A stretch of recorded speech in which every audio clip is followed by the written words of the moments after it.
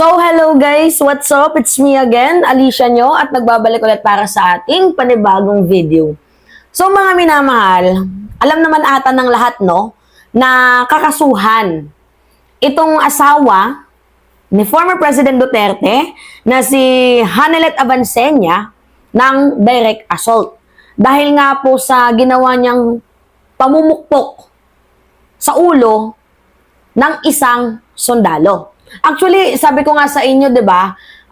Bakit parang lahat sila angry birds? Kahit pa nasa high temper ka, hindi tama na gawin mo ang manakit ng kapwa mo Pilipino. Kaya nga ito yung napapansin ko sa pamilya ng mga Duterte. Sobrang bayolente. 'Di ba? So madami sa inyo ang naghahanap, mga minamahal, ng video. Kasi sabi, balita ko lang sa inyo, 'di ba? Ito lang yung pinakita ko. Oh, sabi naman sa akin ng mga viewers, nasan ba yung video, Mima? Gusto namin yung may real video. Kasi pag walang real video, baka malay daw nila na pinukpok lang ng saf na yan yung ulo niya. 'Di ba? So ngayon, ipi-play natin 'to, mga minamahal. Ang video na 'to, Lagi. Ito yung gawin niya! Grabe, no?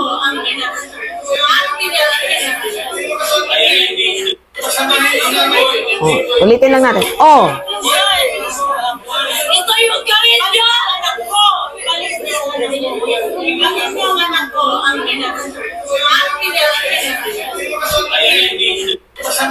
oh, 'di ba? Nakita niyo, mga minamahal? Dalawang beses ko pang inulit yan sa inyo, 'Di ba? So, ano yung nakikita ninyo? Nang haharas itong si Hanelet. Kasi gusto niyang pigilan ang ginagawa ng mga pulis. Wala namang problema kung high temper ka. Walang problema yun. Pero yung mananakit ka, mali na yun. Kasi yung mga kapulisan, paulit-ulit yung sinasabi sa inyo, mga minamahal, kahit sino pa mang sundalo na yan, ulit-ulit yung sinasabi sa inyo, na yan, sumusunod lamang yan sa ordinansa. Sumusunod lang din naman yan sa batas. At hindi yan loyal sa presidente, tandaan ninyo. Yang mga sundalo na yan, hindi loyal yan sa presidente.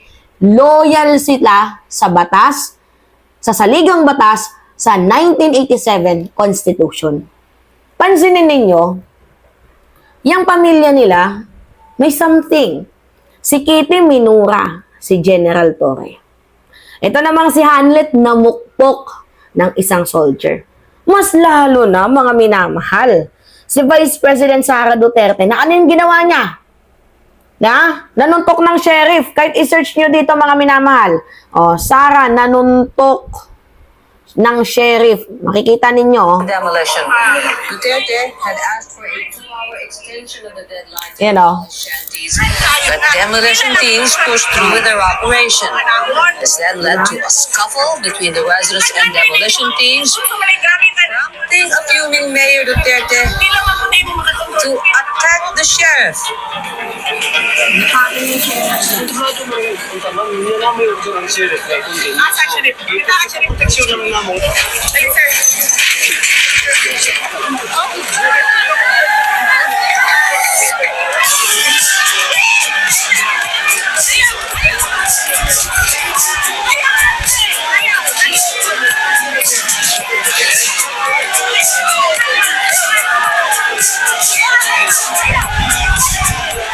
Over 200 houses were set to be demolished in the area.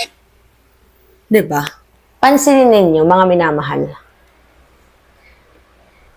Yung ugali nila, talagang may something. Parang, I think, pinapabayaan lang ata ni former President Duterte kapag may kaaway to sa eskwelahan, tapos sinusuntok niya lang. Parang pinapabayaan lang ni Digong.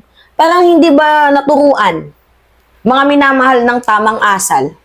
Well, kung sa bagay, mapapansin nyo naman, 'di ba? Yung ginawa ni VP Sara sa bansang Pilipinas, kagandahang asal ba 'yun?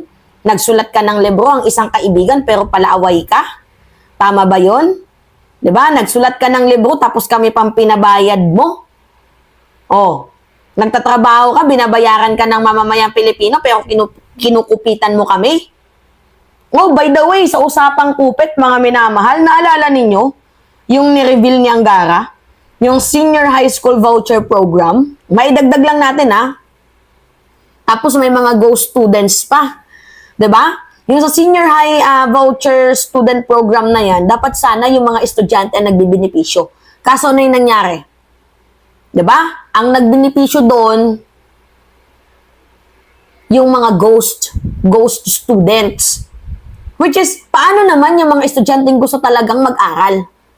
Buti na nga lang merong mga mag-iina na dumulog sa impila ni Raffy Tulfo. Oh, nabigyan pa natin ng credits itong si Tulfo.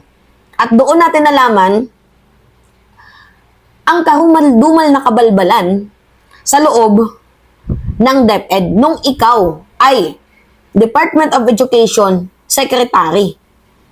Diba? Talamak yung korupsyon. Hindi lamang sa OVP, dinamay mo pa, pati yung DepEd. Nakakaloka, hindi man lang nabayaran, sa madaling sabi, hindi na-avail ng mga estudyanteng totoo yung voucher program na yun. Kasi parang ang nangyari ganito, binabayaran ng gobyerno, pero yung binabayad ng gobyerno is hindi nag-i-exist sa mga taong yun. Nababayaran siya pero hindi nag-i-exist yung mga taong binabayaran ng gobyerno para sa voucher program ng senior high school.